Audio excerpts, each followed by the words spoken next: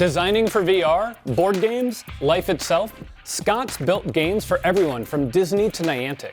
His talk lays out why you need to start with your why. Well, one day I was at my table here at Imagineering, and a friend came up to me and they said, hey, we have this design problem. And I was like, okay, what is it? And they're like, well, we want to design games for the queue line of Space Mountain. I'm like, okay, well, what's the limitations? They're like, well, we want it playable from everyone from little children up to grandparents. We also want it so that it's 0 to 11 players, 0 because you need to watch it and entertain. Also, we need to make sure less than 5 seconds of rules. Also, let's try to do it with all different player types, from adventurer type players to explorers. So this is kind of what I do. I design games for all different types of mediums. I've worked with a lot of different companies, from Disney, working on toys and theme park things. I've also worked in the festival scene where I make different games for those different types of things. One of the first things you have to do is ask why. And I've noticed a lot recently, a lot of people, they come to me and they're like, I want to make a game. And I'm like, great, why? And they're like, well, I want to make a lot of money. And I'm like, okay, well, that's not a reason to make a game. We actually need to design something for people. So why? What is the purpose? Like, what is the story you're trying to do? What is the experience you want for that player?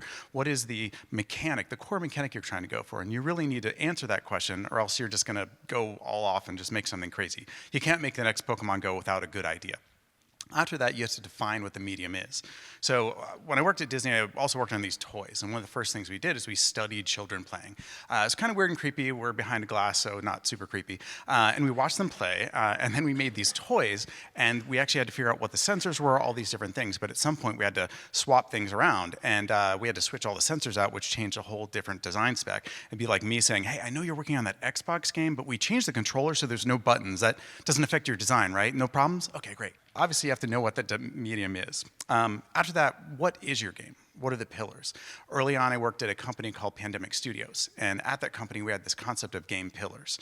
And what you have to do is you define what your game is and what it isn't. And in this game I worked on called The Saboteur, we ended up having it so that we had some pretty simple things where you would want to kind of sneak in, and then you have big explosions on the way out. We also had all these other crazy designs where we actually had a dating sim in the game at some point. We also had a whole MacGyver mechanic where you could collect things and you'd be able to piece these things together.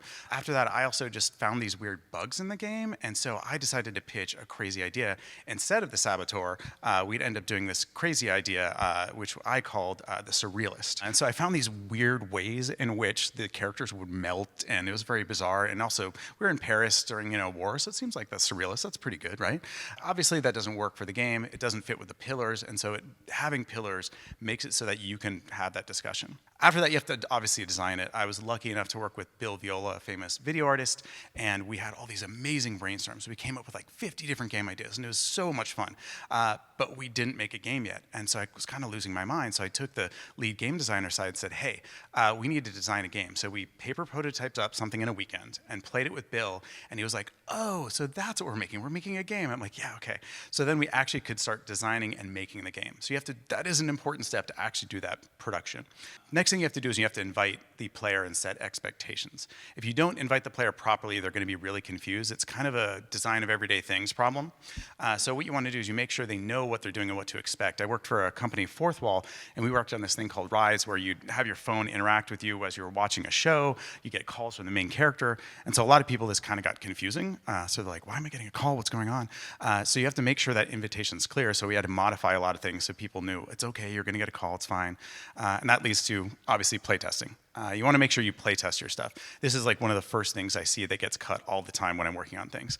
When I worked at Disney on the queue line stuff, one of the first things we did is we literally built the Space Mountain queue line in Glendale, California. And so we actually had people walk through it. At one point, I saw a child cry because our games were so bad. So that's when I'm like, okay, we need to play test this for sure.